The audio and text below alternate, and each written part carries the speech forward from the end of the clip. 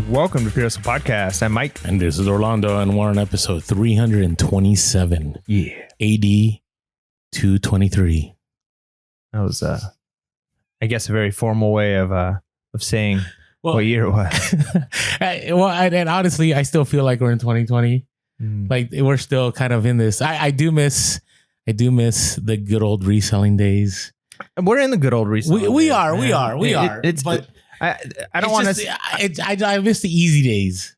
Yeah, that's the hard part too. Is though there was easy in that sense, but at the same time, I don't know. There's other ways that reselling is easier now than it's ever been, and we've talked about 100%. Things. So, that is true. That is true. So I just think like we just got to keep going. Like it when you start to look, I think with bigger perspective, like because we have, and I think it's important to every once in a while go like micro, like what's happening in like the course of months, years, what's happening right now in economic cycles. But if we look like long term, like this is something we're doing for our life. We're resellers, or we're just trying to be successful making money.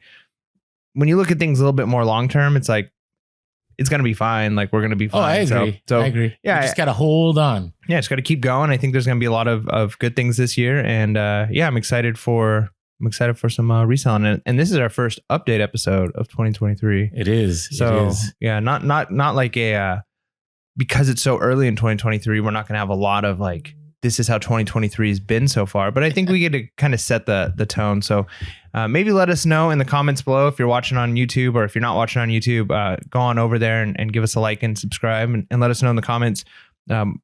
What are some of the things you're looking forward to 2023? How is the start of the year been for you? We're a few weeks into it.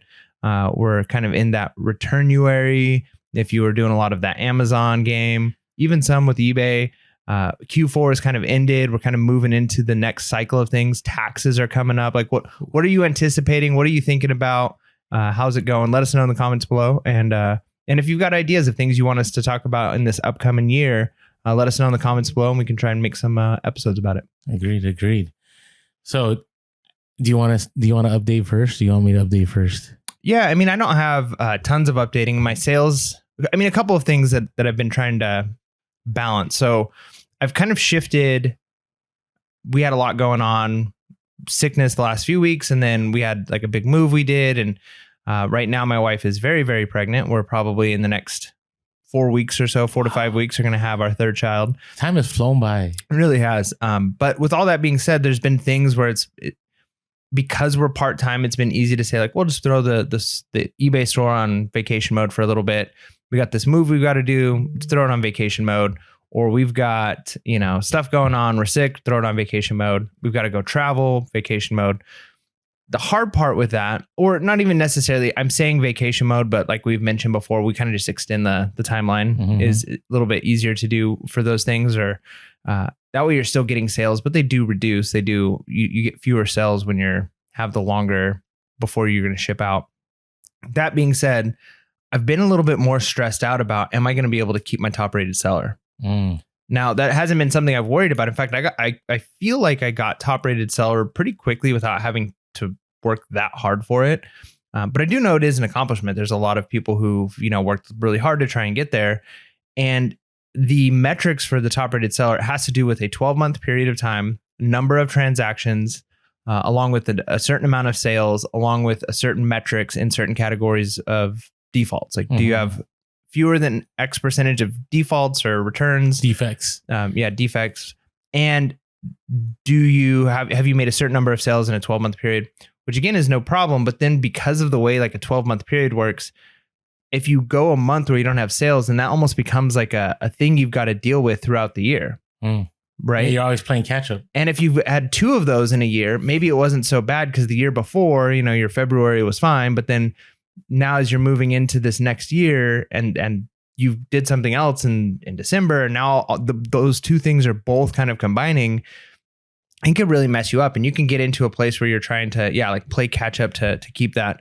So I think what I'm going to do is I don't think I'm going to lose it. I think I'm going to be able to keep it. But since one of my goals going into this year is to pretty much fire sell most of my stuff, I want when I move, my goal is to move to Texas. I want when I move to not be traveling with as much inventory as I have, about half. That's what I'm thinking. I'd like to move about half of my inventory and only move the stuff that's the most valuable. So I want to sell as much as I can, even if that means I'm making much smaller amount of profit. My ROI is smaller on each item because I'd rather get there with the money in hand. Yeah, cash heavy is definitely the way to go in 2023. Yeah, I mean, cash heavy. And then plus two, there's all the other expenses that are involved. Like if I have to make another trip from Texas to California with a trailer and you start to add up gas and you start to add up time and like 3 days of driving, it's like, okay, how much can I fit in this trailer?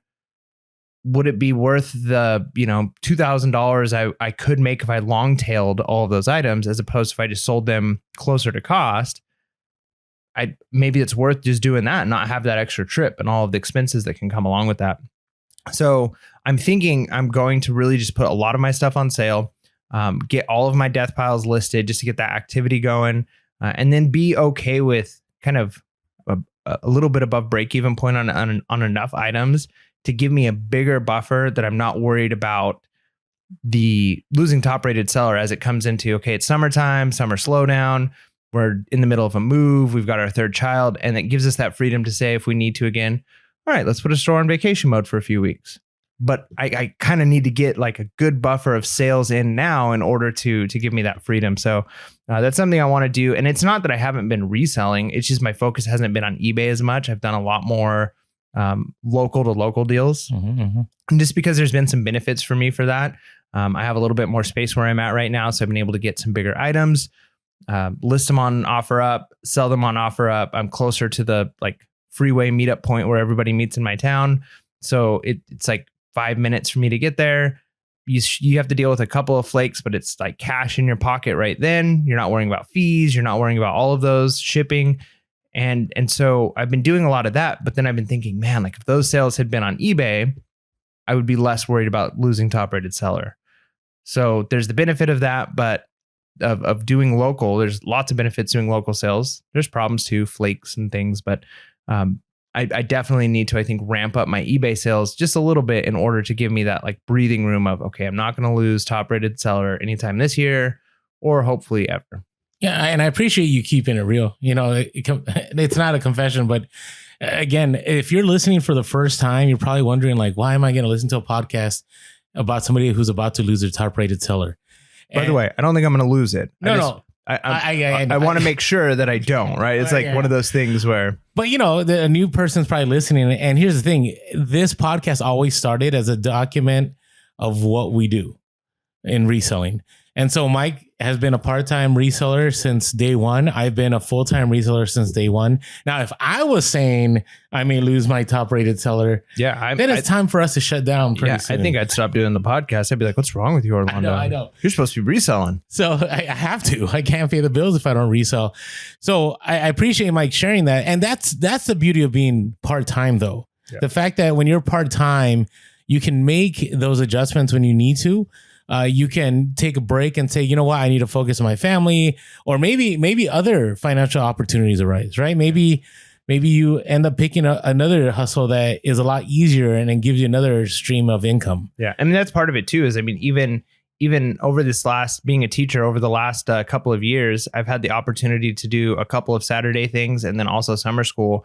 And I told somebody actually on YouTube, on a YouTube comment just the other day, they were asking like, how do we value our time? And for me, I've kind of come up with a number of like, I want to try and make minimum $50 an hour whenever I'm doing some kind of a side gig, because to me, that's what I'm worth. If somebody asks me to help them, like to tutor them or to tutor their kid, if they're preparing for the SATs, if I'm going to do some reselling, if I'm going to do, it's like $50 an hour is kind of like what I feel like I'm worth when it comes to those things, like at minimum. And as I'm looking at things, because if I do summer school right now, I'm making more than $50 an hour and it's like the easiest job in the world. So when I'm decide, okay, do I want to resell a little bit harder over the summer or do summer school? Well, I could make more money reselling, but there's a lot of hustle and grind and I pretty much just go and babysit for pretty good money. So yeah, there's other ways of making money. And when you get to the point, one of the comments that I made on that was, if I notice that value starts to go down, like if I'm reselling super hard for like $30 an hour, it's almost not worth it for me. Like I'd rather spend time with my family at $30 an hour than to be hustling and grinding, because I've set us up where that's the case. We can do that. If we were trying to pay off a bunch of debt and we were really trying to make ends meet, I'd gladly work for $15 an hour if that's what it took. But I'm at a place where I don't need to do and work that hard. So yeah, you can, when you're part-time and you've set yourself up like that, you can kind of say, hey, my hourly rate is it's been around $60, $70 an hour of the stuff I'm buying and flipping. And now it's down to about $25 an hour. Well, your two options are figure out a way to become more profitable, whether it's sourcing differently, figuring out how to be quicker, reducing expenses, whatever it is. Or is it worth the $25 an hour I'm making right now? Or would I rather just spend time with family and go back to reselling when it's a little more profitable for me? So, but yeah, when you're full-time like you are, you don't really have that option. You kind of just have to make it work. A little bit. It's we go back and forth about, and we have a lot of young listeners about, should I go to college or even, you're in your 30s or 40s, you're considering, should I go back to school? And one of the benefits of that is that it gives you another option, right? So for example, I got my master's degree, I don't know, 15 years ago, something like that. It's been a minute, but that has perpetually always paid off.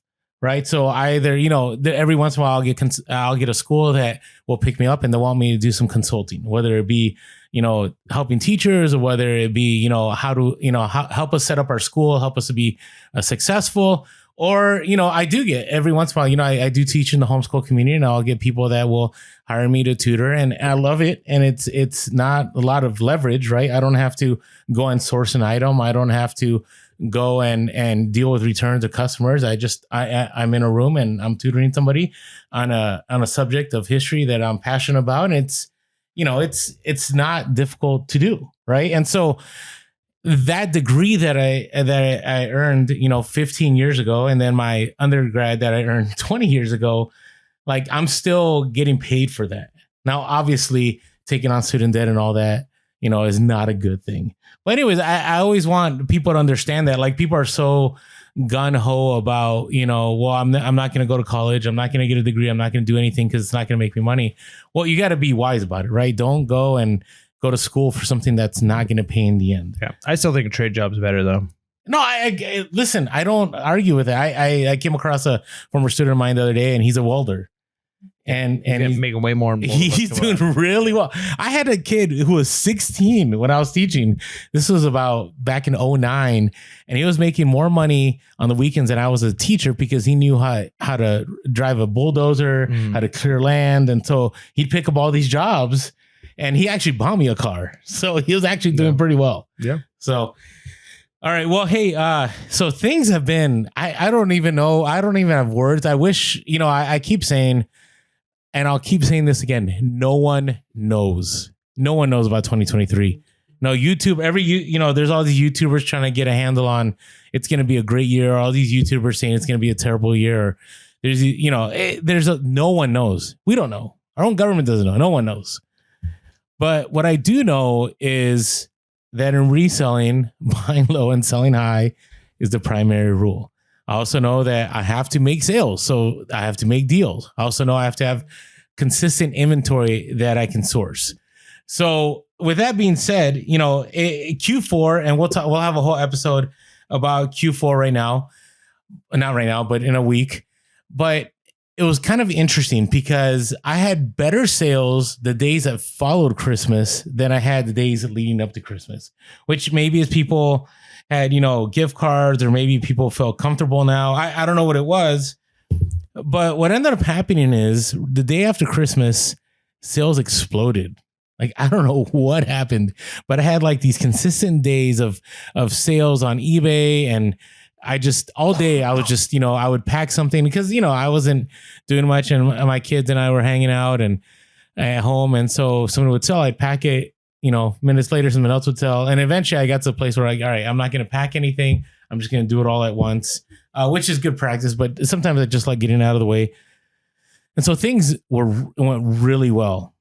And then the day after New Year's, I had a terrible, like I think it was a 0 sale day. Oof. Which has happened only once in my entire, I think, 5 years of being full-time. Only twice. I'm not sure what happened. I'm not sure if eBay went down, which I'm sure didn't. And I say this all the time.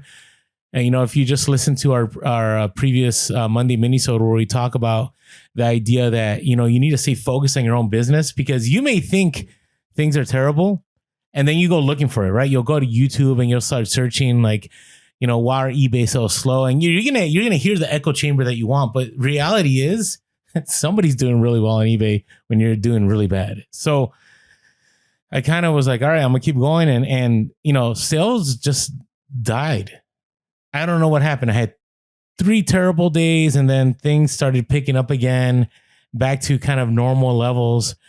And I'm not sure what's going on. I will say, I do think, this is just my speculation, I had some big dollar returns. They weren't like massive. One was 180, another was I think 160. But I do find that whenever I have either a lot of returns or a few big dollar returns, that things just die. And maybe, the algorithm's feelings get hurt, and they're, the algorithm's like, all right, I'm not going to send more sales this way because people are returning items. I'm not sure what happens, but there was 2 other times this past year that happened in 2022. One was I had an inauthentic claim on a Gucci bag, and that killed my sales. I had another inauthentic claim on a pair of Nike shoes, killed my sales. And then I had a week, I had a $800 Masters tournament jacket that was returned. And then I had another 800 sale that got returned, and my sales died. So again, speculation, we don't know, but that's what happened. So what I've been doing in the meantime, well, I'm just sorting through my death piles. I have a lot of free inventory that have been death piles because it was free. So I didn't feel the urgency to make that money back. I wasn't worried about it. But since sales were slow, I'm like, it's time for me to sort through all of this. And I learned again the valuable lesson that just because it's free, it doesn't mean it's worth your time. Right. So I sorted out through several boxes, threw a bunch of stuff out, and recognized, I basically, this is what happens with people that clean out estates. This is what happens when people that clean out storage lockers, is that maybe they're looking for that 10%. Maybe they'll get lucky where everything's worth money. That does happen. But sometimes, there is that, 50, 60, sometimes 80, 90% of stuff that just wasn't worth picking up, or you don't know what to do with it. And that's what I'm dealing with now. I have a lot of antique stuff and a lot of slow selling stuff that I've tossed some of it because it's not like stuff you can necessarily donate. Some of the stuff I may donate, but I've been sorting through that. So that's been good. And then I went to some thrift stores, and then I was reminded why I don't go to thrift stores. Just because it's crazy. I don't know. At least in our area. I don't know if you're a San Diego listener. Let us know in the comments if you do your main sourcing through thrift stores. Now, I do know there's a couple in our area that are pretty good. I would say really good. And those we won't share on social media. We already made a pact with San Diego sellers that we're not doing that. Because I'll see them at that store and they're like, now, Orlando, you can't do an Instagram story here. And I'm like, yes, I get it. I know I won't. But I do believe that, if your stores, and I think this is nationwide, if your store is just obnoxious, you got to get out of thrift stores. You have to. I think it's only going to get worse. Just because if everything that we read, if you listen to our reselling during a recession episode, we had mentioned how in 2008, thrift stores thrived. They boomed in business. And even now people will say that they'll go into thrift stores and there's all kinds of people. And the reason I bring this up is, well, if there's a lot of people in there and thrift stores are moving that inventory, the prices aren't going to go down. They may even go up because, people are looking for items. So that's kind of been where things are at. I am hopeful about 2023. I don't think it's going to be a terrible year as long as I adapt, as long as I, find stuff for cheap, as long as, sales keep coming through. And I'm just looking forward to it. I just, we go through these valleys as resellers and we begin to question what we're doing. And then out of nowhere, we'll get a day of great sales and we're like, oh yeah, it's not that bad. So that's what I'm anticipating. I just anticipating there's going to be lots of up and downs this year. It's not going to be a consistent all the way through of bad or consistent all the way through of good. I just think it's going to be peaks and valleys in 2023. It's good stuff. Now, there is something that is consistent, and it's American Bubble Boy. Yeah. So if you haven't received the honor of getting your Bubble Boy wrap in a day or 2 days for free or local pickup, give them a shot. Go to the link below. go through that link. And my favorite always is the not 7 foot roll. Wasn't that crazy if it was a 7 foot roll? That'd be too big. It's a 4 foot roll. It's 700 square feet and it's $39.99. Prices have not gone up even with inflation and everything. It's free shipping. So check them out, AmericanBoloBoy.com. It's a great deal. Oh, I didn't mention this to you. We do have a seller tip that they called in. Are we equipped to do that? Yeah, not right now. Not this episode? No. Okay, we'll do another episode. But they had a bubble wrap tip. I guess we'll just have to wait. Yeah. Plus, we don't want to put that tip with our sponsor, American Bubble Boy. No. We're going to separate those out a little bit. It's going to be out later in the episode. It's still by American Bubble Boy. But, sometimes if you can find an opportunity, find that opportunity. That's you got to right. keep it real. So, all right, you got any random stories? Yeah, kind of just a continuation on that miniatures thing. So they finally came in, super excited. I was tracking it on FedEx for a while, which was interesting. Being like from the buyer's perspective of like watching an item and then it's like on the truck out for delivery finally. And then all of a sudden it says like delayed. And then they change the date to the next day. And it's like still 8 o'clock in the morning. And I'm like, wait a minute, how did it go from on the truck out for delivery to delayed to we'll try tomorrow? Like, so I can imagine being a customer sometimes and you're just watching that, because a lot of times we just send something out and then you just forget about it. Unless Somebody messages you. Yeah, they message and say like, why hasn't this arrived yet? Or if it's like a really expensive item that you're like, I've got to make sure this gets to the customer and you're tracking it. But usually you just forget about it. But like kind of reminding myself like what it's like to be a customer, like wanting something. So I finally got my miniatures. And if you don't know the story, go back a couple of episodes. I'm not going to go through the whole thing. But I bought several boxes of these miniatures from a Kickstarter.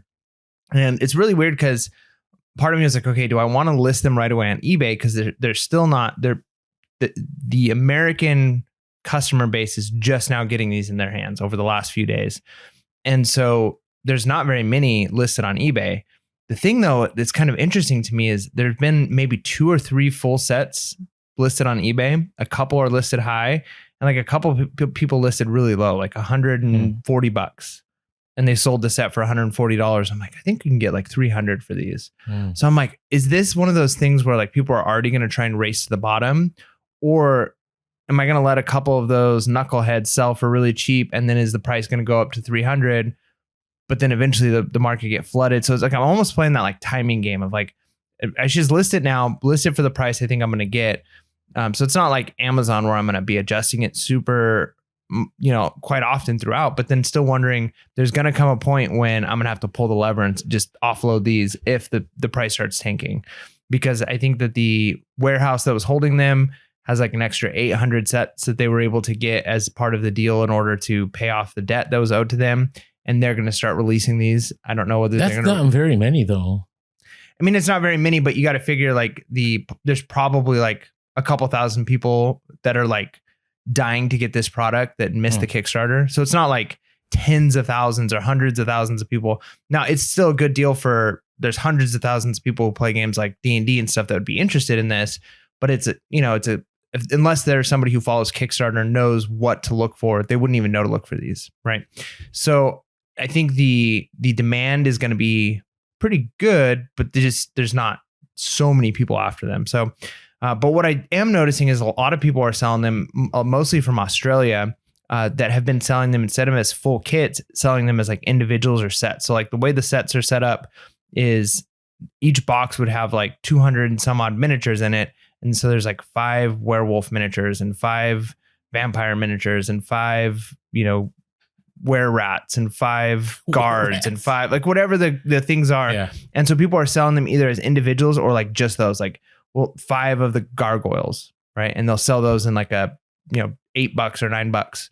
And so I'm like, maybe that's a route to do too. So maybe I'll list most of them as full sets and then crack one open and sell them off as like individuals. Okay. Because then that kind of gets that momentum going in your store. I might end up stuck with half of them that just aren't high sellers that people aren't after, and I'm stuck with a bunch of extra miniatures. But if you're a gamer like I am, there's always things you can do with them. But yeah, just interested in see how this saga goes, how much money I'm going to ultimately make off of this. But to actually have the miniatures in my hand now, it's just like such a good feeling. And they're about to go up, and hopefully not too many people decide to list them super cheap. Because again, they were such a good deal. Like I bought several boxes, and I'm sure there's many other people who did the same. Like they wanted one for themselves, but it was a good enough deal that they're like, yeah, I'll buy like an extra 6 boxes of this stuff. And then they get them. And they're like, what am I going to do with this stuff? I guess I'll put them up on eBay. Yeah. Oh, it looks like everyone's listing them for $300. I'll list mine for $200 just because they have a bunch. They're just trying to offload them. Now, is it possible as something that will do well the following Q4? It could. I mean, it might. But then that's one of those things like maybe I just set it at the price I'd be happy with and just let it ride. But who knows? The market, I guess, can't get too flooded over time because they've only created so many of them and they're never going to make more. So in that sense, it could be in like the next 5 years that they're worth 10 times what they are right now. So who knows? But I've got them and it's starting. The money's going to start coming in. Yeah, we got one more step. It's going to be when they sell. Yeah, and then I'm just going to be dancing in the money. Let it rain. Let it rain. All right, so I had my first Bonanza debacle. So if you don't know what Bonanza is another reselling platform that is the easiest place to cross post. They have not paid us for this post. I keep asking them to sponsor us and they just won't, but maybe it's because we talk about them already for free. But I want to keep it real with you guys because I think it's a great platform. You can just import all your eBay listings and automatically when an item sells on Bonanza, it'll pull it from your eBay store, or if it sells on eBay, it'll pull it from Bonanza. So somebody had bought a pair of Hoka shoes for over $100. It was a nice sale. It was great. And for whatever reason, Bonanza emails don't show up. I don't get messages from Bonanza. And this person was like blowing up my message box on Bonanza for like 4 or 5 days. And then out of nowhere, in my email, I get this email from PayPal that a case has been opened. I'm like, what is this? Like PayPal? I don't do business with PayPal. Because it's not on, what's PayPal? I mean, PayPal, eBay did away so with. like 2019. Yeah. And I look and it's like they're claiming. So it's a case that was open because somebody bought a pair of shoes and they thought it was new, but they were used and they're doing an item not described on PayPal. And what I can't stand about PayPal is they automatically put that money on hold. They don't let the case get resolved. They don't do any of that. And so I look at it and sure enough, this person didn't read the description. Like maybe they didn't even look at the pictures. I mean, they were used. It said used. It said pre-owned. I mean, all of it was there. And so they opened this case and, and so now I'm messaging this person. I'm saying, hey, sorry, I've been out of town. I don't get Bonanza messages. I'll resolve this for you. And so now I have to go to PayPal and I have to tell them what exactly happened. And the item was actually used. They just missed it on the listing. Then I had to create a label on Pirate Ship. And then on Bonanza, I had to message them. Do you have returns set on Bonanza? You do, but Bonanza has nothing set up to do a return via Bonanza. Then why do the return? Like you'd probably win the case. No, because you can't, you have the option of accepting returns on Bonanza. And you have that set? Yeah. Oh, okay. So, which has never been a problem. So then I had to go on Pirate Ship and I had to, get a label. Then I had to ask the person on Bonanza, can you send me an email? And they sent me an email. I emailed them. Hopefully those shoes will show up. And I appealed with PayPal. I said, hey, can you just make sure that you don't take my money until I can confirm that I got the item and that it's as it was shipped. And then PayPal hasn't gotten back to me. And so, there's just $100 something in limbo. And so, yeah, be careful with Bonanza. I will say I'm going to email Bonanza and they do listen to you. They will get back to you. I'm going to say you need to have something set up for returns or, Pirate Ship. It'd be nice on Pirate Ship is when you create a label on Pirate Ship, if there was an option to click, set up a return label. Because there isn't that option. You have to create a whole new eBay label. You get what I'm saying? Yeah, it's really funky when you're dealing with a return almost off platform. Yeah. Yeah.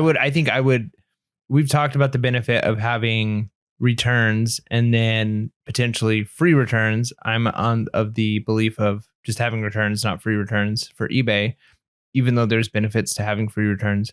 But on Bonanza or something, if it was like a third party or an off platform program that you were doing for returns, I think I would just put the burden on the customer. Like, sure, I'll do returns, but you're going to have to ship the item back to me. You're going to have to figure out how to get it back to me. And once you get it back to me, then I'll pay you, you get your money back. Well, I could do that. I mean, I could not ship them a label. Yeah. But then PayPal will still take my money and they'll keep the shoes. I'm just trying to get the shoes back now. But are you sure PayPal is going to side with them?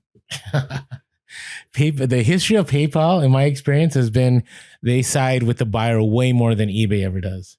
Like the PayPal's horrendous. PayPal even says there's a little statement on that case and says due to some law, it's very possible that the buyer may never return the item and they'll still get refunded. They actually say that. So based on that, I'm just trying to get those shoes back. So I don't mind paying, $12 for a label to get shoes that I can flip again for $80 to $90. So anyways, and then here's the funny one. I always say this. If somebody is very willing to take something off your hands right away, you just got to be careful. So I had sourced a bunch of Sports Illustrated for Kids magazine about, 8 months ago or something. And on the Instagram story, I said, hey, you know what? Unfortunately, these are older ones that have the really valuable, because the reason that people like these Sports Illustrated for Kids magazines is because they have uncut card sheets in them. And some of these are like rookie cards. So they could be like a rookie Tiger Woods, or they could be, rookie anybody. Name any athlete right now is successful. And it could have like a rookie one from their college days or even when they were young. And so these are highly sought after. Now the card market has gone down, but people are still looking for these cards. So I remember I picked these all up and I paid $5 at a garage sale. And I'll never forget, somebody had messaged me and said, hey, I know these weren't the magazines you're looking for. If you're just trying to offload them, just let me know. I'll pay for the shipping. You can send them to me. The moment that person messaged me that, I'm like, wait a second. Why would somebody be so willing? I'm just a collector. No, there's more. So unfortunately, I left those in a death pile and they just sat there. They were there for months. So like I said, I've been going through my older inventory and I pull out these magazines and I'm like, wait a second. I start looking at comps and yeah, these are selling, some sell for $8, $10, some sell for $50. I have 40 of these. So let's say I sold 20 of them for $20. That's $400. They turn 5 into 400. Now I do have to take pictures and pack it and ship it, but it's just money that was sitting there. And so I'm like, wait a second, this person knew what they're doing. Because what they do is, so you'll sell these magazines to other resellers, and then these resellers will hold on to them because of the cards that are there. And then once a card goes up in value, they'll just go to the card sheet, they'll cut it and they'll list it. Or they'll already cut all of them, get them graded and then list them. So you may sell a magazine for $20 and another reseller will turn that magazine sale into $100 or $200, depending on who the people are on the cards. So it was just an interesting moment. I always say, do your due diligence. Always know, especially if you're dealing with social media, if people are very willing to buy something right away, do a little bit more research. Luckily, I didn't ship that off. I would have never known, by the way, so it wouldn't have mattered. But now I know, and I just sold one for only $16, but I paid $5 for 40, and I sold one for 16. So I'll be good. I'll be good. So, hey, if you haven't been following us on social media, we are Pure Hustle Podcast on all platforms except Twitter. On Twitter, we are Pure Hustle Cast. And we are verified too on Twitter. Oh gosh. Yay. Yay. Hey, I want to see what options there are if you're verified. So he says you'll be able to post longer videos. What if we start, what we haven't done is we haven't put our podcast on Facebook. So what if Twitter allows that? Right? Just saying. You never know. I believe when business people run businesses and they want to see profit, that's better than what was there before. That's just my thoughts. Yeah, I have no problem with Twitter. I just don't know if that's our market for this. You never know. It's like TikTok. No one thought the reselling market would be on TikTok, but there are so many resellers on TikTok. And I don't think we've posted on TikTok since maybe November. Yeah, there you go. So, and if it gets taken down, then it doesn't matter. So, all right. Hey, you could always shoot us an email, piercethepodcast@gmail.com. That's piercethepodcast@gmail.com. Or call us 619-738-1170, 619-738-1170. We will play your message on the air if it's relevant to what we're discussing. Unfortunately, today, I kind of just sprung that on Mike. I should have told him earlier about that. And also, if you haven't had a chance, jump on over to YouTube. Would love to hit, at the least 10K subscribers this year. And every single one of you that listens to the podcast, if you haven't caught the YouTube, jump on over, just hit that subscribe button. Especially if we get 10K, it opens up a lot of doors for us. So we'd love to be there soon.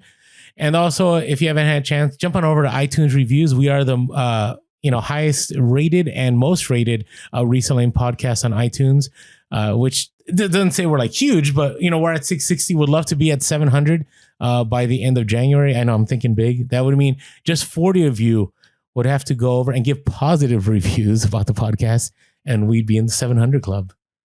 Not the 700 club, but in the 700 club of reviews. So Some of you know what I'm talking about. So definitely not in that 700 club. All right, but appreciate every single one of you that tune in and listen. And one more thing, appreciate all your support. It's funny. There was a discussion on our Discord, and somebody was looking at ways to make back their money. Right? I don't know if you caught that one of the cost of the Discord. And a lot of people were saying, well, hey, just $5 to be on the Discord is definitely a deal. And not only that, but you're paying $5 for no one's paying for this podcast, but it allows us to continue making the podcast. And so $5 is a small cost to say, hey, thank you, Mike and Orlando, for the podcast. I appreciate you. Thank you for the quality sound. Thank you for the quality content and the research that goes into every episode. And so if you ever want to, partner with us, go over to patreon.com/PureHustlePodcast. There is a link below. And just for $5.55 a month, you can support us on the lowest tier. And that gives you access to the Discord, which has all kinds of information. And I think Mike and I, in a few months, are probably going to have to branch out that Discord and make it a little bit bigger. Do you have some math you're going to introduce here? Yeah. Well, a couple of things. Like one, that conversation, the person was actually talking about the wrong Discord. They ended up saying you didn't catch that? No, they were like, so sorry. This was meant to be a comment for a different Discord. This is definitely where they I actually gave them suggestions. Yeah, yeah, same here. But yeah, they were like, that was not what we were talking about. But I always make fun of you for how much is it a day? Look, 18 cents. It's $5.55 a month. We don't need to break it down, but it's 18 cents a day. Or somebody told us it's only 0.0001157 cents a second. There you go. And so it look at that. You can't even, I don't think you can buy Shiba Inu at that cost right now. So, there you go. So anyway, and guess what? You'll get better returns by the Discord than by investing in Shiba Inu at the moment. Unless that explodes in February. So anyways, thank you for all your support. Jump on over to patreon.com/PureHustlePodcast. All right. We're ready to talk about some important things here. Yeah, the most important things. And what makes it the most important is that it is reseller news, which you, for some reason, like to call topics. But this is the news of what's happening in the reselling world. And so, here we go. I got it. Gen Zers are moving to eBay. eBay international shipping updates. And sealed VHS being money laundering. All of this and more. Orlando, take it away. All right. So I thought this was interesting. This came from eSeller365. It's a reselling news site. And I don't know why this isn't in the eBay seller community. The eBay one. That's the beauty of eBay always. They send out information, but it's never through one channel. Right? Sometimes it's on the eBay for Business podcast. Sometimes it's in your email. Sometimes it's on social media. You never know. So on here, there was a letter from the latest VP. It is from Adam Ireland. He's the GM VP of eBay United States. And it was basically a thank you to resellers in 2022. And he talked about a lot of things, how this is the year that he believes that more people are going to be looking to buy secondhand just because of, inflation and the market and so on. And I thought this was interesting. So I'm going to read a few sections here and then we'll discuss. So first of all, we talked about how resale traction has tripled since 2020. Is predicted to reach $82 billion by 2026, with shoppers expected to shift more of their spending to pre-owned more than any other channel in the next 4 years. So he's expecting more eBay growth, which more pre-owned, but some of that will transition to eBay. Which that's what happened in 2008. Like eBay grew in 2008 as a result of the recession. Cost consciousness, particularly in shaky economic times, is a key driver for resale. So is access to inaccessible items like luxury, where we found that nearly 70% of consumers turn to eBay because we are where the top shelf inventory is. And this is something that Mike and I have talked about, how people are still going to be looking for collectibles. It's just going to be more of the top end of collectibles that people are going to be buying. Finally, let's not ignore the tilt towards sustainability. More than 1/3 of eBay shoppers cite the environment as their main or secondary reason for shopping on eBay. Among the Gen Z consumer, this is the ones that Mike always says don't care about eBay. Yeah, there's not as many on eBay. This is especially material, with nearly 50% sharing the environmental concerns that affect their decisions and 80% purchasing pre-owned goods in the past 12 months. And then they throw in this fun fact. Did you know that Gen Z's use of eBay continues to rise? In a survey of Gen Zers in the US, 31% said they've purchased from us in the past 3 months, making them our second most popular generation on eBay, topped only by millennials at 33%. And among resale marketplaces used by Gen Z, eBay is ranked number 1. Considering the oldest Gen Zers are just entering their mid-20s, this leaves lots of room for upward momentum. Yeah. I mean, I don't know. I'd like to actually see the numbers, what that looks like, because I've seen conflicting information as far as, because you know how statistics are. You can always kind of manipulate them to look a certain way. I'd be interested to see what that actually translates to, because here's one thing I noticed the other day, and I talked about this probably sometime last year when I was watching some NASCAR races, because I don't watch TV very often at all, but I noticed that there were eBay commercials. Like, I'm almost never watch TV. The TV's never on in my house. So I never see commercials, but I see some eBay commercials for eBay Motors. I'm like, well, this is smart. Like, this, I understand this. Like, there's people watching NASCAR. The commercials are targeted towards car stuff, right? Car parts, car thing. Like, people who watch NASCAR, they're probably into cars. I'm like, this is good marketing. I appreciate this. Then I see on TV the other day, we turned the TV on for something, and there was a commercial, and I'm watching. I'm like, what is this commercial for? I'm like, I bet it's eBay. And it had something to do with like there being a bunch of fakes out there, but like with our authenticity guarantee, you never have to. And I'm like, all right, like, so there's commercials. But here's the thing, especially going back to that idea of Gen Zers, so many in that generation don't watch commercials at all on a TV. Probably have only seen a handful of commercials. I don't even do. It's all on YouTube and social media. Right. So that's the point I was trying to make, is like, we've talked about things like Whatnot, right? And you've talked about how successful Whatnot's been, and like capitalizing on things like TikTok. So if Gen Z, or if eBay still is in this mentality of like, we have to market, how should we market? Let's make commercials. And then you get something like Whatnot that's like, let's pay some influencers to be on TikTok. Right? Like, who's really going to capture the youngest generation? Like, who's being the wisest in that? To me, it's like a company still using Microsoft Word art in order to make a flyer to send out to like get business. Like, here's my brochure. I used like Microsoft Word art to make. It's like, we're so far beyond that. You can target your marketing now on Facebook ads. Like, things have moved beyond that. And so to me, it seems like I have a hard time believing that eBay is doing as well as they could in targeting the youngest generation, the Gen Z buyers, because I still don't feel like they're that relevant. I feel like more of that generation are willing to do the trendy stuff, even if they're not as big and it's not as useful for us. Because again, the Gen Zers don't have the money to be spending. So if you're a reseller, it's not that big of a deal right now. But in the next 20 years, wherever the Gen Zers are is where the money's going to be. And so I just hope eBay can figure out how to pull them in. See, and I think they are. I think it took them a little bit.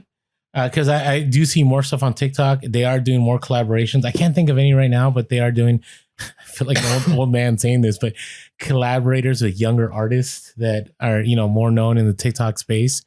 But I agree with the VP in the sense that if this is the case, if their survey, you know, the stats are right, you know, that when they get into their 20s, they're going to have more money. And then when they get into their 30s, they're going to have more money. So that's great for the longevity of reselling. And that also gives you an idea of what to source for, because whatever is popular now is going to go away, but it'll come back in 20 or 30 years, right? So take note of if you're still reselling in 20, 30 years, I'll be in my 60s, I'll probably still be reselling. It's going to be like Minecraft. It's going to be like 20 years from now, like old Minecraft stuff. It's going to be like the new Pokemon. I'm telling you, it's going to be interesting. What Fortnite skins, because it's the kids now who don't have money, but like the toys that they're growing up on. Yeah, once it's the same thing. Even the Fortnite games are money now. If you can find a handheld Fortnite game, like a disc, like it's worth money. Did they ever have discs? They did. That's why there was money, because they're scarce. Like people haven't heard about them. So I thought that was encouraging. I still believe eBay is the number one platform and will be for a long time, as long as they keep, moving with the culture. And I think they are doing that. And so, yeah, I thought that commercial was kind of interesting. But they're doing what they know to do. And so I think right now this also will lead to more people selling on eBay too. I think it's going to be both ends. And so, but I'm watching, Depop is popular amongst the younger generation. And I think Poshmark's having a terrible time right now. I see all kinds of people talking about, like, I'm done with Poshmark. Everybody is lowballing everybody. I also get annoyed with the Poshmark. You're on Poshmark. Do you get the messages? Maybe your notifications aren't there, but I get there are always these like inspirational like quotes in the middle of the day. And I'm like, I don't want this. How about you let me know when somebody's looking at my item? That's all I want to know. That's all I want to know. Anyway, so be encouraged. I do think the VP is onto something, as far as I do believe that this is going to create sustainability in the business of reselling on eBay. All right, eBay international shipping. I wanted to bring this up. We talked about this back in November on the Discord, but I don't think we talked about it on the podcast. Now, are you set up on eBay international shipping yet? I don't think so. Neither am I. And I don't want to be. Yeah. So I'm going to explain why, because some of you are listening. So back in November, so this is from the eBay forum, and there's a lot of people that want to be in the new eBay international shipping because there's a lot of benefits. One of them is your fees are down. And the other benefit is once it gets to this location, you don't even have to deal with the return at all. eBay will just refund you your money, and they'll refund the buyer, and you don't even have to, I guess you don't even get contacted about it. It just happens. Or maybe you do. And it all sounds great because there's more places that you can ship nearby. And so you're not always having to ship to Kentucky. There's all these benefits. But it was interesting because some people wanted to be part of the beta program, the pilot program. And so they contacted eBay, and so eBay messaged them, because you're supposed to get an email. And people didn't get it. So they're like, hey, I want to be part of this. And so I thought it was interesting. So they would tell people in the messages, they said, before adding you to the pilot, we want to make sure you're also aware of a few temporary limitations. So as they're growing the program, they're putting some restrictions because they're trying to, feel it out, see how it goes. This number one right here was the one that basically told me I'm not going to do it. eBay international shipping currently only supports listings up to $150. We'll be increasing this limit as we expand the program. Yeah. And it's like a beta test for sure. It is. And all my major sales overseas are always over $150. Yeah, that's and it's beautiful when they go out there. That is one of the things that makes it hard. Now, it's possible if it ends up being cheaper shipping for the customers, that you would have more sales under $150 going over, true, right? Because that's kind of the trade-off. Like the reason why my like $400 to $800 sales a lot of times are global shipping program is because the people who are willing to drop $600 on like a model airplane or something are the people who have so much money that they don't mind spending $85, $100 in shipping, which because the GSP can be pretty outrageous shipping. Now, that might be skewing our perspective on like, well, the higher end stuff goes overseas, so I don't want to lose those. Well, it's possible that if the shipping prices get lowered with this new program, that a lot more of the items in the sub 100 category that have been sitting for a while will start moving overseas, because the people in Japan and Ireland and all these other places who've been kind of looking at these items like, yeah, I'd love to have that, but I'm not going to spend $80 on shipping. Now all of a sudden, if the shipping goes down to $20 for them, it might be like, sure, I'll buy it. So yeah, I mean, we'll kind of have to get the I don't know. Let us know in the comments below if you've switched over to this new international shipping program. Have you seen an increase in lower value item sales going overseas? See, I'm of the belief that if shipping is an obstacle for someone, I don't want them to buy from me. I just don't like. That's not true at all, though, because you don't treat it that way with local stuff. Like, it's because things can go locally at a decent price. But if you were to say, like, if somebody, I don't sell locally though. It's a waste of my time. No. The point I mean locally is like within the United States. Okay. Domestically. Okay. So, or even closer, like when you're dealing with, okay, like someone's closer to me, so the shipping's going to be less if I'm doing right. So you're not going to say, I'm going to set my shipping to $80 on everything because then I'm really going to be able to bubble wrap. No, I don't do that. Yeah, you're right. So you know that you want to be able to provide them the cheapest price possible with shipping. Correct. But what I'm trying to say is, if I'm selling something that's over $150 and what's holding somebody back from buying my item is that they don't want to pay the amount of shipping, I don't want them to buy that item. Right. Because then that means they don't have the funds to buy it. Potentially, but you're stuck in that 150. The point I was making though is if they're limiting it to below 150, the thing that's holding people back from $80 items from you globally is they're not going to spend $80. Oh no, I agree. It's the same thing with eBay International Standard Delivery, right? Where if you ship to Canada and you do GSP, I get a lot of buyers that are like, hey, can you do something? Can you take it off GSP? Because it's a lot of import fees and it's just selling fees to get into Canada. And I oblige. And I think all of my clothing now is not GSP. It's eBay Standard Delivery, International Standard Delivery, because it's cheaper. And so, yeah, you're right on that point. What my point was I don't want the buyer that is going to nickel and dime me for shipping. Like, I don't care for that buyer because that buyer always ends up being a problem. I'm telling you, I've never had somebody who paid a lot of money for something ever argue with me about the shipping. No one that's dropping $500 is going, yeah, I don't know, $80 shipping. I'd buy it if shipping was $40. Like, I've never had that. Yeah, but again, you're got such a small selection of data because, for instance, if I buy a camera or lens off of eBay and I'm spending $500, I still would rather spend $20 on shipping. And if I see the shipping price is some obnoxious price, I'm just not going to buy from them. Yeah, I just don't sell to people at my economic level. That's what I'm saying. Like, people that buy those high-end items from me, like, they're uber wealthy. They're not me. I don't know. It's people with disposable income. People that don't. Yeah, but they're still going to be concerned. Like, they're going to feel ripped off. I mean, if they're international, it makes sense because they know that there's all these extra fees going on.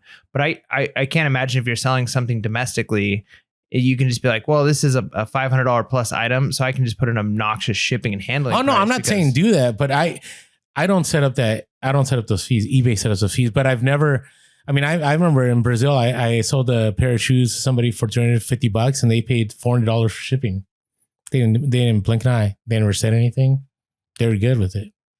That's the buyer I want. Well, yeah, but the point I'm trying to make though is you just get lucky with those being the buyers that buy internationally, but you wouldn't have just put it, let's say domestically, if you were selling those shoes, I'm going to set the shipping price to $400 because then I know for sure whoever buys these has got so much money that they're not going to care, because then your chances of selling. I've had accidentally put stuff like it was like a train.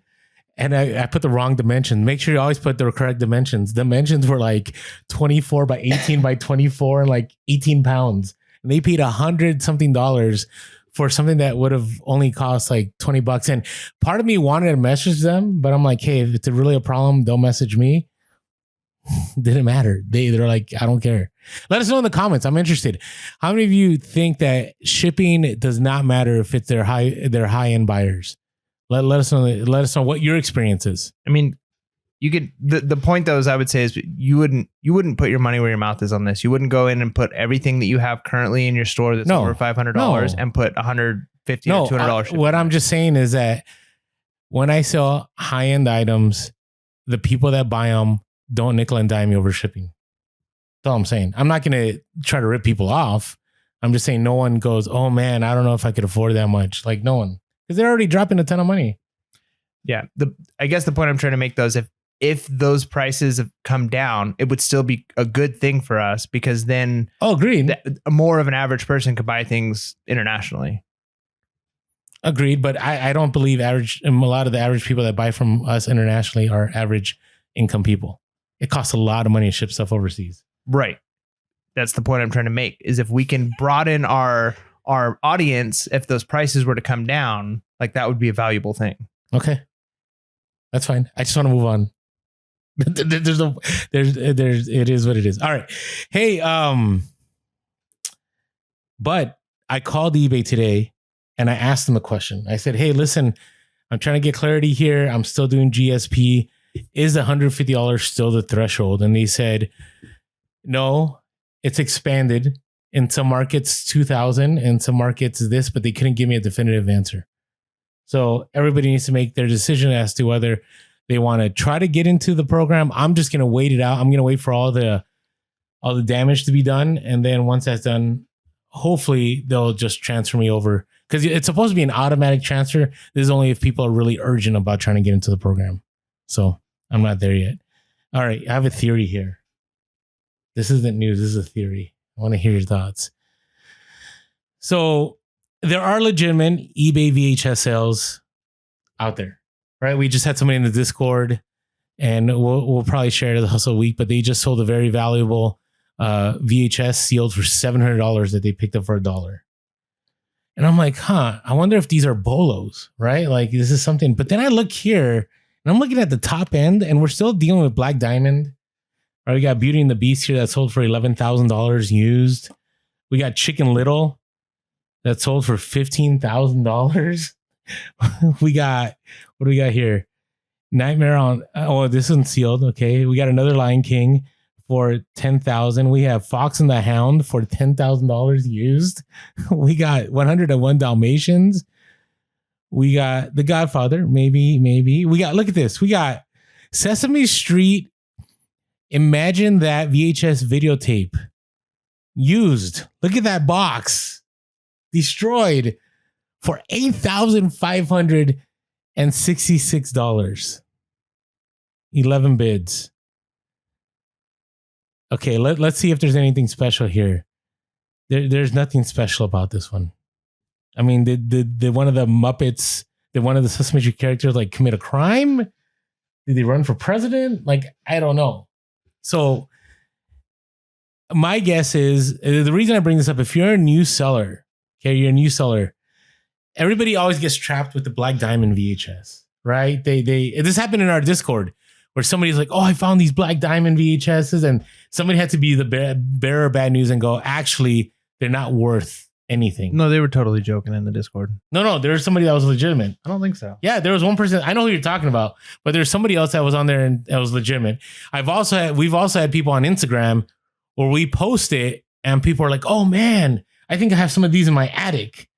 And you have to slowly tell, on the reply, I have to reply and go, hey, please understand this is just satire. Like these aren't worth any money. It's just a joke. So I'm looking through this. So be careful when you're out there searching comps because you may think that, because somebody has sold one for 500 or somebody has sold one for 800, that's worth a lot of money. Now, there are graded ones that sell for good money, but even early in the year, there was a Star Wars New Hope 1984 that people are like, oh, this is going to sell for $60,000. It only sold for $6,000. Now, it still sold for $6,000 and it was graded. But be careful out there. Don't go out there dropping all kinds of money thinking that you're going to get a huge return, because I do think it's the same Beanie Baby phenomenon, Black Diamond phenomenon of possible money laundering. What are your thoughts? Yeah, I mean, I feel like we've talked about this ad nauseum. Even on these? Yeah. I mean, like the exact same thing we've talked about. We've talked about Black Diamond, but there's new VHSs entering the fold here. Like, look at Toy Story 2 for $3,000. No, come on now. Yeah, come on now. Anyways, all right. Oh, we had a tip from the caller. We'll do that for next week. All right, that's all I got for reseller topics. Yeah, are you ready to talk about some profitable items here? Bolo.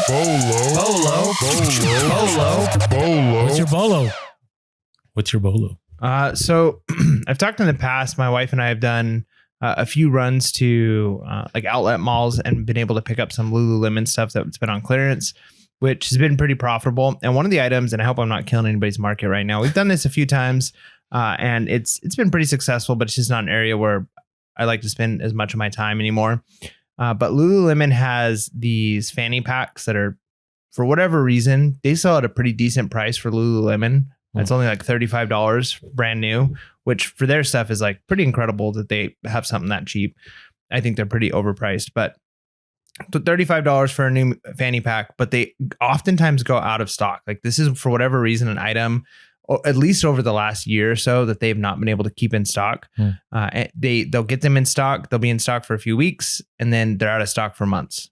And once they go out of stock, they're flipping on eBay and Amazon and other places like where people are selling them used, or not used, but second market for $85 to $100. Okay. And so if you're willing to potentially buy them when they're in stock, sit on them for a little while, and then they go out of stock. Now, it's one of those things that you could at some point get stuck because they could figure out their system and then now they're never out of stock, right? Like you do the big bulk order, like I'm going to buy 100 of these because they keep going up. And then all of a sudden they've figured out their inventory system on that. And now they're never out of stock again forever. Or maybe they purposely have been trading. Yeah. Creating the scarcity to drive up the demand. So you got to be careful. I say with things like that. And the reason I bring this up is because it's just one example of something like this that you can do. If you notice that there is a designer or a clothing brand or something that has a hot item, whether it's a lanyard, whether it's a purse, whether it's something like that is somewhat accessible, and then they go out of stock or they're limited edition, it could be worthwhile picking these up as almost like replenishables. Again, though, at some point you could be stuck with them. So I say if you're going to dip your toes in the water on something like this, buy in small quantities. That way, if you do get stuck, you can break even over time and you're not stuck with hundreds of them. So potentially, I'd say anywhere from 5 to 10 is a good number to kind of figure out. And if you're doing that with multiple items, you'll be good. But what really does well, I think right now they still have some black Lululemon fanny packs in stock, but occasionally they'll come out with like a new design, like a different print, something like that. When those come out, those are the ones that for sure are going to go out of stock quicker. So yeah, if you can pick up a few of those, and we're going to get a couple of people messaging saying you just killed my market, but sorry. All right. What's your Bolo? So this market can't be killed because it's random if you find it. So this was an interesting one. I had about 2 months ago, I was at a garage sale that I almost missed, and I bought a bunch of just figures, and they were Hawthorne Village. So Hawthorne Village is like Department 56 or any of those like Christmas, towns. And I just bought the figures, and I paid $8 for everything. And I didn't know what I had. I kind of was like, I talked on Instagram stories that, hey, these are, you can sell these each for like 10 a piece or something. It's crazy because I paid $8 and I had about 23 of them, and they all sold, and I made almost $300 from the $8 purchase. So they're just little figures, like 1.5 inches or 2 inches. And, if it's something that you come across and it's easy to take pictures, it's easy to ship, and people are looking for this. So let's say, for example, I've sold before Mr. Christmas. It's a Bolo, by the way. Mr. Christmas has like an ice skating rink. And in this ice skating rink, there's like 20 figures. And for a reason, I brought this up with the nativity set last podcast. The dog comes in and decides to eat one of them. Right? You're like, no, there goes, the Salvation Army choir. And you want that. Like, people are looking for it, and they'll pay like anywhere from $10 to $20 for just that little figure. So keep an eye on those. Don't discount those. Like, you may see them in a bag at the thrift. You may see them at a garage sale. There may be a Department 56 item, and maybe, it's missing its lamp, or maybe the building itself is missing pieces, but there's about 15 figurines in there. You can parse those out, and you may, turn that, whatever that is, you may sell all 15 for $10 a piece, and that's $150. And so I was just kind of shocked. I sold every single one of them. every single one of those pieces sold within 2 or 3 weeks. And so, yeah, now I'm just going to keep an eye out. And again, not big sellers. You don't want to flood your store with these unless you have a ton of them. But even Department 56, I'm looking here. There's a dog here that sold for $10. There's, some dad opening a gift and his kid's like, hey, can I get the gift for $25 for a little figure? I sold like a truck for, $20. You never know. So it could be Hawthorne Village. It could be Department 56. It could be Mr. Christmas. Limax too. There's some Limax figures that sell for good money. So definitely keep an eye out on those. All right. Hey, before we move on, if you're looking for a great place to source, one of the things I had mentioned last podcast I wanted to do was a weekly auction. We're already week 1 and I failed, but just because things got busy. But if you haven't jumped over Whatnot, it's a great place to source items. It's also a great place to pick up things that you want. And if you haven't had a chance, you can go to our Whatnot link below, get a free $15, and you'll be able to pick up something for free. And maybe you pick up that item and you resell it and you make nice profit. So going over to our Whatnot link below and catch us on Whatnot. If you haven't followed us on Whatnot yet, make sure to follow us. I'm sure Mike at one point maybe we'll do some Whatnot auctions as he's trying to offload inventory. So who knows? All right. So what are you looking forward to here? Yeah. I find after Christmas is a pretty good time for people to try and offload some of the items that they have. Garage sales, probably most of the country is not going to be very good because it's super cold. But one of the benefits of living in San Diego is the weather. And because of that, I feel like garage sales are pretty much a year-round thing here. And I find that after something like Christmas, it's almost like early spring cleaning in a way where people have just gotten a whole bunch of new toys for their kids. They've gotten a whole bunch of new toys for them, new TVs, new this, new that, new stereo systems. And so because of that, old stuff tends to make it onto OfferUp, make it into garage sales. So I'm kind of looking forward to the garage sales over the next month or so, because I feel like it's hey, I got a whole bunch of new stuff, got to get rid of the old stuff. And so they're less attached to it, which means prices go down and you can make and negotiate much better deals. So yeah, hopefully able to source some good things. And my sourcing criteria is definitely stricter now than it used to be.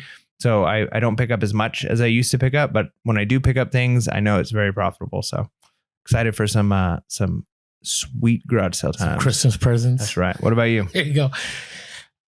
So I'm trying to start off the year well, and I got to tell you, Quicken was terrible for me. I can't stand it. I don't like it. The interface, just not my thing. So I'm looking for a new bookkeeping solution. Or you can just figure out how to use it. Like, nah, it's a grown-up system. It is, I'm sure, but it's not reseller friendly. So I'm Reseller Genie, the creators that have reached out to us. So I might engage with them, and maybe they'll be one of our future sponsors, or we'll have a code for people, because people are always looking. I'm not the only one. I've had several people tell me I tried Quicken and I'm done. It's not helping them. So I need something that I can easily use every day. And so I'm looking for something else. And then I also got to restock my shipping supplies. I'm so low on that. So it's a good time to do that. And then I'm just looking for more local deals. Right now, garage sale season, there will be garage sales, but things don't really get to like a really good place until April. I was looking at last year's garage sales, and it's always March, April. Like those were my biggest buys. And so I'm trying to just fill in the gap in between that time. Because I also like to hunt. So I'm just like you. I just can't wait to go out there and get back into garage sales and just find some good deals. So hopefully all of you are finding some good deals. Hopefully sales are coming through for you. Stay focused on your business. 2023 is going to be a great year. And with that being said, make sure to be real, be relevant, and be reselling. Peace.